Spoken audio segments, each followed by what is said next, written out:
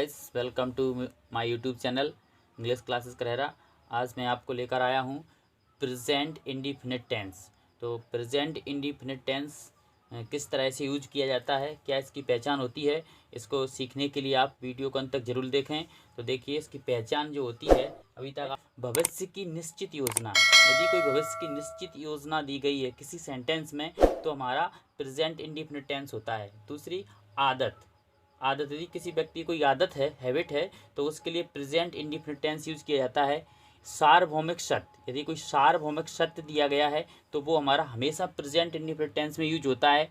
किसी वाक्य में भविष्य की दो घटनाओं का वर्णन हो, यदि कोई वाक्य है, सेंटेंस है, उसमें दो घटनाएं दी गई हैं उसमें भविष्य में, तो भविष्य की दो घटनाओं का वर्णन किया गया है, तो उसमें हम सिंपल प्रेजेंट टेंस का यूज़ करते हैं। पहला हमारा जो सेंटेंस होता है वो हमेशा सिंपल प्रेजेंट टेंस में बनता है। और यदि किसी सेंटेंस में प्रथम में, यदि स्टार्टिंग में if, before, when, after, until, unless, as long as, till के बाद जो भी सेंटेंस वर्ब यूज़ होगी, इनके बाद हमेशा प्रेजेंट इंडिफिनिट टेंस यूज किया जाता है। तो ये हमारी पहचान होती है प्रेजेंट इंडिफिनिट टेंस की।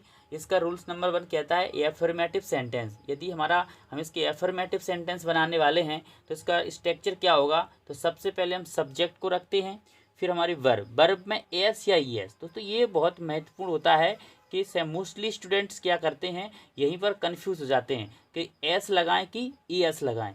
और ऑब्जेक्ट होगा, यदि हमारा सब्जेक्ट के स्थान पर, यदि हमारा ही, सी, इट या किसी का नेम, एक नेम आ रहा है तो हम एस या एस का प्रयोग करेंगे।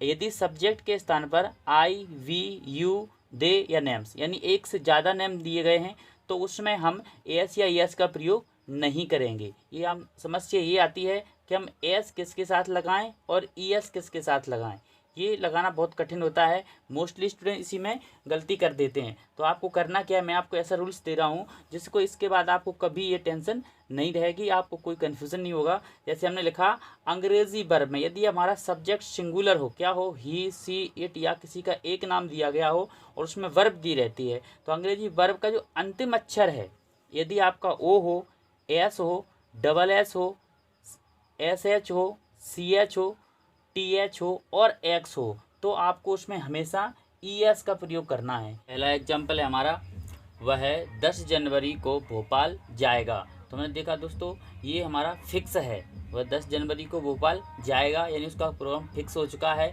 तो जब कोई चीज़ फिक्स होती है वो हमेशा प्रेजेंट सिंपल टेंस में, यानी प्रेजेंट इंडिफिनिट टेंस में बनाया जाता है। अब हमने देखा गा, तो इसमें पहचान जो आ रही है वो फ्यूचर टेंस की आ रही है, लेकिन उसका प्लान है, ये फिक्स है।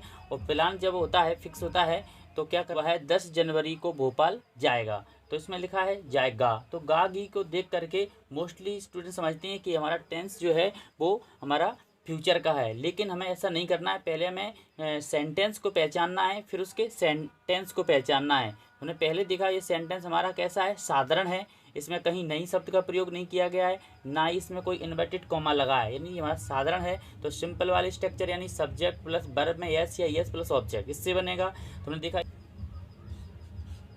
ही,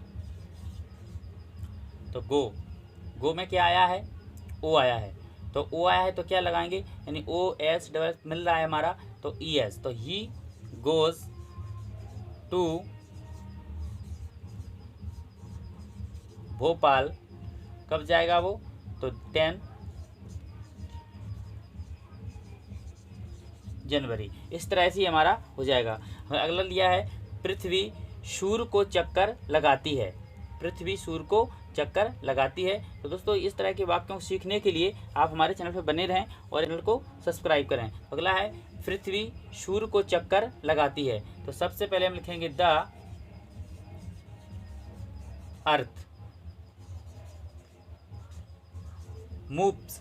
तो यहाँ पर वैसे स्पेलिंग मूव होती है और इसमें क्या अंत में ई आ रहा है, तो हम क्या लगा देंगे, एस लगा देंगे, तो मूव्स हो जाएगा।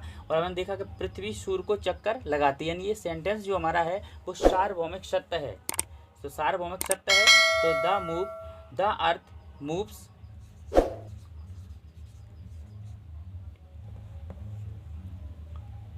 राउंड द सन, ये हमारा हो जाएगा the earth moves round the सन।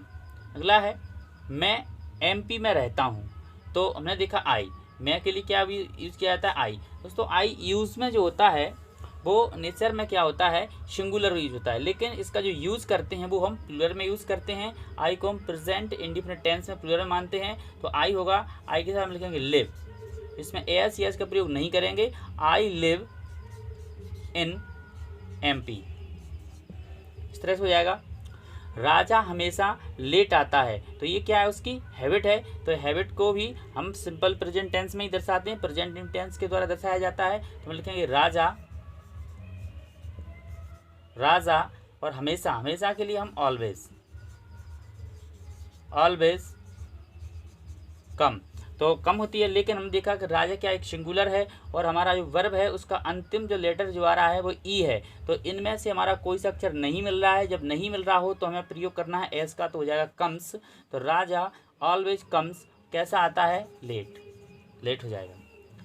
यदि आप रोज़ अंग्रेजी पढ़ोगे तो आप अंग्रेजी सीखोगे। हमने देखा ये सेंटेंस जो है वो भविष्य की 2 घटनाओं के बारे में बात कर रहा है, कंडीशन के बारे में बात कर रहा है। तो इस तरह से वाक्यों को, एक जो पहला वाला सेंटेंस होगा वो हमेशा प्रेजेंट इंडिफिनिट टेंस से बनता है, लास्ट वाला फ्यूचर में। तो हमने देखा यदि आप, तो यदि के लिए लिखेंगे हम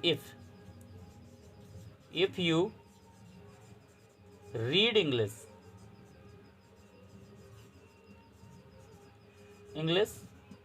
डेली, तो के लिए हम लगाएं comma, you will learn English, इस तरह से हमारा हो जाएगा। तो इफ के बाद हमने लिखा था इफ, अनलेस, अनटिल, यदि वो भी सेंटेंस दिए हो आदि, अगर हमारे सेंटेंस अगर वाक्य प्रारंभ में आ रहे हैं तो ये वाला, इसके बाद जो भी वर्ब आती है वो हमेशा काय में रहती है, प्रेजेंट इंडिफिनिट टेंस में रहती है, इसलिए यहाँ सूर्य पूर्व में निकलता है। तो ये हमने देखा ये भी हमारा सार्वभौमिक सत्य है। तो सबसे पहले हम लिखेंगे द सन राइज, राइज में लगा देंगे यस, तो यह राइजेस इन द ईस्ट, इस तरह से हो जाएगा। तो दोस्तों ये वीडियो आपको कैसा लगा हमें कमेंट्स करके जरूर बताएं। यदि आप घर बैठे इंग्लिश सीखना चाहते हैं तो हमारे चैनल को सब्सक्राइब करें। पूरा वीडियो देखने के लिए थैंक यू।